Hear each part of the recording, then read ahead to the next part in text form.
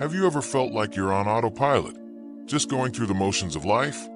You wake up, you rush, you react to whatever comes at you, and at the end of the day, you're left wondering if you're really the one in the driver's seat of your own life. It's like your thoughts run wild, your mouth says things you regret, and your money just seems to vanish, right? We live in a world that's always telling us to hustle, to buy more, to say what's on our mind without a filter. But what if real power, the kind that changes your reality, comes not from pushing outward, but from mastering what's within? What if the key to unlocking the life you've always wanted is found in the simple but profound act of controlling three powerful forces: your mind, your mouth, and your money? Now, before we dive into this, I've got something special for you. I know you're here because you want to start a journey of self-discovery, and I want to help you with that. That's why I'm offering a free ebook as a thank you for supporting the channel. It's a guide to dream interpretation and shadow work, and it's all about helping you understand the deeper parts of yourself, the stuff we're going to talk about today. You can download it for free right now. Just head over to the channel page.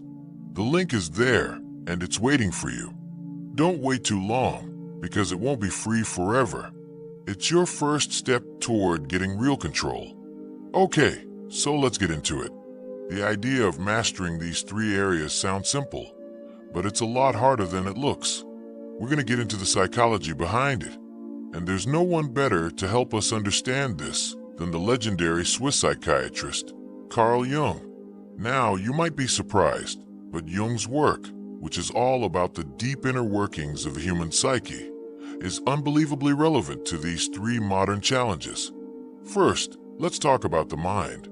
This isn't just about positive thinking. That's way too simple. Jung would argue that your mind is like an iceberg. You're only aware of the tip, your conscious thoughts, but underneath the surface lies the vast, powerful, and often chaotic world of the unconscious. This is where your deepest fears, your secret desires, and the hidden parts of yourself live. Jung called this the shadow.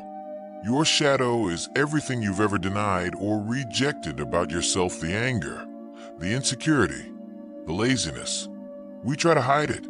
We project it onto others, but it never really goes away. It just works from the shadows, influencing your every thought and action without you even knowing it. So, when we say control your mind, what we're really talking about is starting the journey of shadow work. It's not about suppressing these parts of you. It's about bringing them to light. It's about having the courage to look at the parts of you that you've been running from your whole life. You see, when you acknowledge your shadow, you take away its power. You can't control something you don't see. By understanding why you react the way you do, why you get triggered by certain things, and why you have these limiting beliefs, you begin to integrate those parts of yourself. This is the ultimate act of mental freedom. You become the master of your inner world, not a prisoner to it. But what about your mouth? This seems pretty straightforward, right? Just think before you speak. But Jung's work gives us a much deeper perspective. He introduced the concept of the persona. Think of the persona as the mask you wear for the world. It's the public identity you've created: the polite co-worker, the confident friend, the dutiful son or daughter. It's necessary for society. But what happens when you get so caught up in the mask that you forget who you really are? Your words stop being authentic. They become a performance, a way to please others or to maintain an image. You say what you think you're supposed to say, not what you genuinely feel or believe. So, controlling your mouth isn't just about avoiding saying something stupid. It's about aligning your words with your authentic self. It's about being honest with yourself and with others. It's about knowing when to speak up and when to stay silent. It's about taking off the mask of the persona and speaking from a place of integrity, even when it's uncomfortable. When your words become a reflection of your true self, your relationships become more meaningful, and people can sense that you're coming from a real place. It's about making your mouth a tool for connection and truth, not a weapon for gossip or a shield for your insecurities. It's a direct path to building a reality that's based on honesty and genuine relationships. And finally, we have money. Now, Jung didn't write about financial literacy, but he did write extensively about the psyche's relationship with the material world. For Jung, everything has a symbolic dimension. Money isn't just currency. It's a powerful symbol of value, security, and power. Your relationship with money is a perfect reflection of your inner world. Are you a hoarder because you're afraid of the future? Are you a reckless spender because you're trying to fill an emotional void? Do you resent people who have money because you feel like a failure? Controlling your money, from a Jungian perspective, isn't just about budgeting. It's about understanding the psychological forces driving your financial behavior. It's about integrating your feelings about value and worth. It's about realizing that true abundance isn't found in your bank account, but in your sense of self-worth. When you're grounded in who you are, when you've done the work of integrating your shadow and aligning your words with your authentic self, your relationship with money will naturally transform.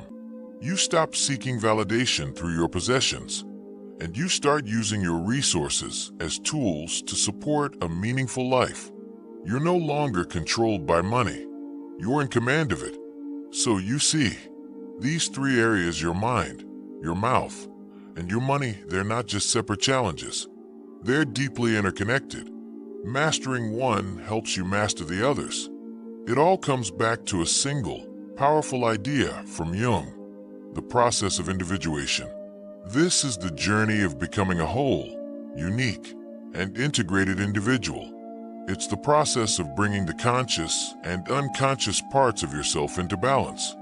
When you control your mind by understanding your shadow, you can speak authentically and with purpose.